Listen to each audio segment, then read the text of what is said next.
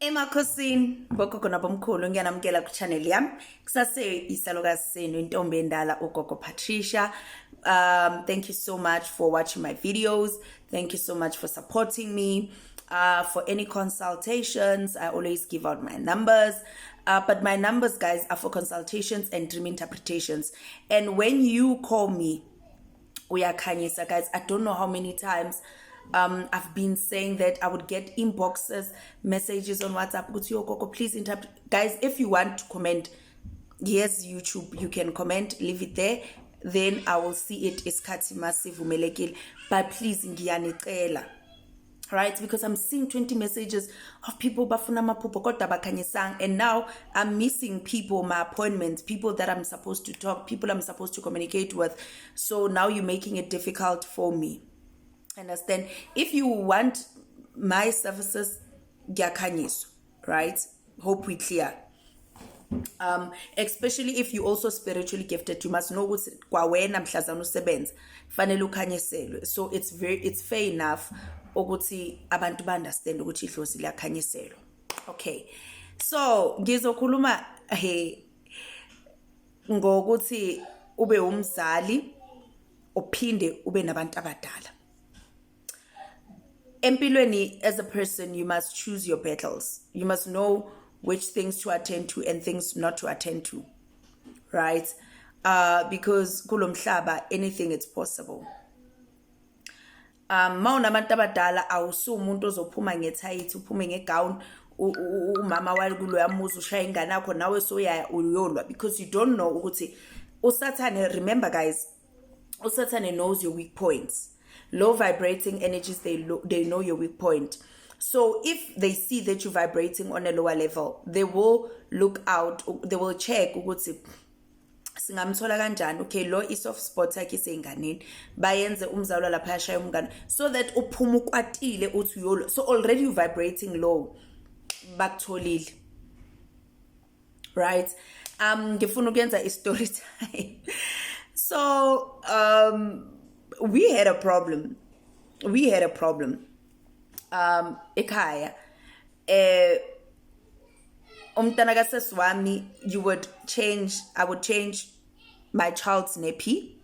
Umtshele kahle ukuthi, baby girl, please go throw the nappy. Umnikeze iplastic uthi no, uthatha iplastic, throw the nappy in the dustbin engaphandle. Girl will not even put i-pampers iplastic in. Girl will just hold i-pampers ayilahlele next door. Mind you, ngicela uyizwe leyo nto yenziwe ingane, ayithunyelwanga. But mayizofika kumzali omunye uzothi ngale next door bayalahlela, maybe bawagangile lamakaka ukuthi siwathinte. Now imagine if unabantu abadala, how difficult it's making ukuthi uzwane nabomakhelwane ngenxa yengane. And ingane ngaleso sikhathi ayiliboni iphutha, sees nothing wrong, ingane right. Now we were lucky because ekhaya githi our neighbors obviously amakhaladi, so they know nothing about, like, lo mama futhi usihlalela iwani wekhaladi akana stress. Inkinga bezoba ngapha, but just that ubonda lwangapha luphezulu and makaphuma ngomnyango ufanele aphume. So if bekungale, it was going to be a problem because ingane yangale nayo unabantu abadala. So you can imagine ukuthi besizohlesha, and you can imagine ukuthi bebangaya to the point ukuthi mhlambe bayithathe bathi yazi sesikhathele, bayithathe bahambe bayisebenze. You understand? So ukuba nabantu abadala, it's very tricky. Those who know will know ukuthi I'm a pastry chef. I'm a chef. And these days, I don't take orders. I only take orders from people I know, from people who've been customers, from people who know my work. Because one thing I don't want, or the last thing I want in my life, guys, you're making noise. You're making noise.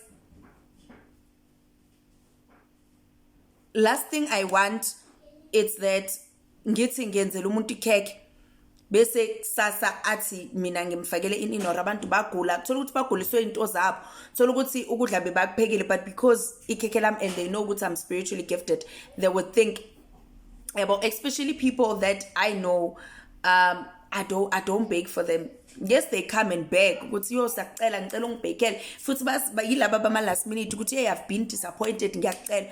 I turn them back and be like I have so many orders, unfortunately I can't, because I understand how sensitive food is.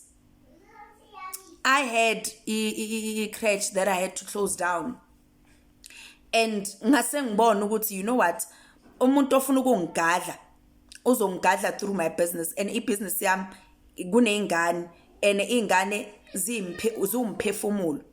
One of the teachers can have a problem with you afike athelele ingane kube nengane egulayo noma efayo kusasa yimina eyotrendayo maybe on social media or kubo daily sana ukuthi yey ingane ifile lapha ya bese sengiyaboshwa and sekuzoqhamuka ini uthwele ngengane yethu.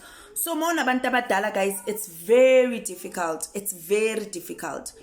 because bese ngibona manje ngibona into abothisha abazenzayo ngibona izinto ezenziwayo egate, then I was like for my own safety and sanity I had to close it down. If I were to start it again or open it, I'm gonna do it endaweni ebangangazi and nami ngeke ngibazi, and I will put somebody as a principal so nobody will know that I'm the brains behind, because once people know and once baba no mona they would use that to ukuthi back attack in a way. You understand? So ukuba nabantu abadala, it's very difficult. It's very difficult because there's a thin line between umsebenzi wakho and umsebenzi wedlozi. And people don't. So kunzima guys, there's a thin line. It's very difficult. It's very difficult. Yabo. It's very difficult. Kunzima. Emdenini kunzima. Ebukhweni kunzima. Kunzima. And funny thing is, people that are close to you will not see how blessed they are.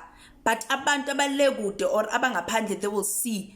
They would even wish ukuthi yo ngathi busemdenini wami or you were close to me. Yabo. But those that you are here, those that you are close to them, ubaphuphele ubabonele, they take you for granted. They take you like you are crazy. And you trying and seeking to help people that when you realize at the end of the day, and in actual fact, labantu, they don't need my help. So kuba ngathi we are forced. So you don't know if you should leave them or you should not leave them. Because of why? There's a thin line. Yabo. So again, kapeleni ni kunzima, kunzima. Abantwana bethu kunzima. I remember there's a trend ngayibuka, it was trending. Lo mfundisi athi yasi mawufuna ukubona umthakathi, thatha amanzi aplain angenalutho ufika ufafaza uzobona. I did that trend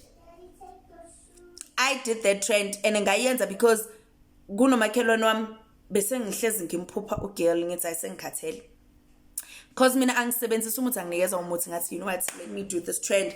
Ngaya empompini ngakha amanzi aplain ngawakhulekela ngafafaza it did not even a strat. Hey wami egate wathi hey hayibo wathi hey warasa ugirl. That's when you get to see who's okay.